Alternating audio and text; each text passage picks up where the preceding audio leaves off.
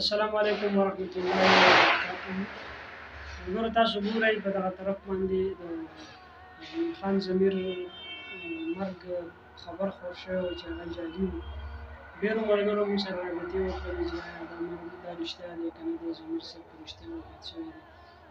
نو زه یقینا ډېر زیات بې سوره هم شوم د دغه پښتنو د غلط وفاګانو د لاسه، او ډېر زیات خفه شوم ځکه چې داسې نه وي پکار. موږ کوشش کوو چې څومره زموږ مشران دي، څومره زموږ اتلان دي، زموږ مشهور خلک دي، هغه خلک ونازوو. موږ کوشش کوو د هغې په الټه کار کوو، لګیا یو هغه خلک مړه کوو او دا افواګانې او دا څیزونه کول. دا کار چې څوک هم کوي، کوم سړی هم دا کار کوي، نو دا سراسر زیاتی کوي. داسې نه ده پکار.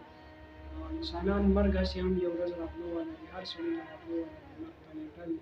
خو دا بې نیټې او دا غلط اشتهار او دروغ خپرول دا ډېر زیات داسې نیچ غوندې حرکت دی چې دا اکثریت په موږ پښتنو کې زیات دی. د نیګر صاحب دی الله وبخښي، هغه چې نو وفات شوی، د هغې نه مخکې 2 3 4 ځله هغه زموږ د خلکو پښتنو مړ کړی. د هغې نه علاوه د میراوس په باره کې خبرې خورېږي، د نورو مشرانو په باره کې غلطې خبرې خورې شي. بیا موږ د هغې تحقیق کوو چې اصل خبرې ته ورسو، هغه ژوندی وي. خو موږ هسې د ځان نه لګیا یو. بهرحال دا کار داسې نه ده پکار.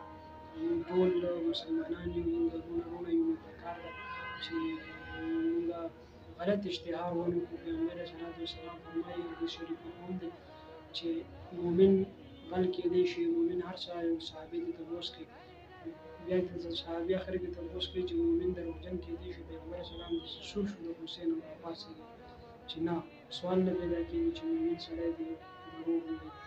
نو مؤمن دروغجن نه شي کېدی.